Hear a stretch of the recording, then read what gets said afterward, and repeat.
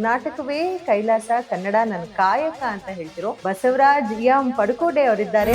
ಕನ್ನಡಕ್ಕಾಗಿ ಜನನ 98ರಲ್ಲಿ ಒಂದು ಸಂಘಟನೆ ಕಟ್ಬಿಡ್ತೀವಿ, ಹಿಂದೂ ಮುಸ್ಲಿಮ್ಸ್ ಕ್ರಿಶ್ಚಿಯನ್ ಎಲ್ಲ ಸೇರಿ. ಜಗವೇ ನಿನದು ಜಯಿಸೋ ನಾಯಕ. ಯಾರೇ ಆಗಲಿ ಕರ್ನಾಟಕದವ್ರಿಗೆ ಕೊಡ್ಬೇಕು ಕೆಲಸ ಅಂತೇಳಿ ಸತತ 3 ತಿಂಗಳ ಹೋರಾಟ ಮಾಡ್ತೀವಿ. ಎಲ್ಲರೂ ಕೆಂಪು ರಕ್ತದ ನನ್ನ ಮೇಲೆ ಕನ್ನಡದ ರಕ್ತ ಇದೆ. ಬ್ರಿಟಿಷರ ಕಾಲದಲ್ಲಿ ಹೋರಾಟ ಮಾಡಿದಂಥವ್ರು ಆ ವಂಶಸ್ಥರು ನಾನು.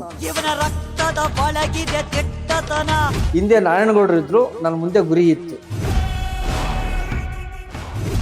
ನಮ್ಮ ಮೈಯಲ್ಲಿ ಒಂದು ಹನಿ ರಕ್ತ ಗಂಟ ಕನ್ನಡಕ್ಕೋಸ್ಕರ ಹೋರಾಟ ಮಾಡ್ತೀನಿ ನಾನು.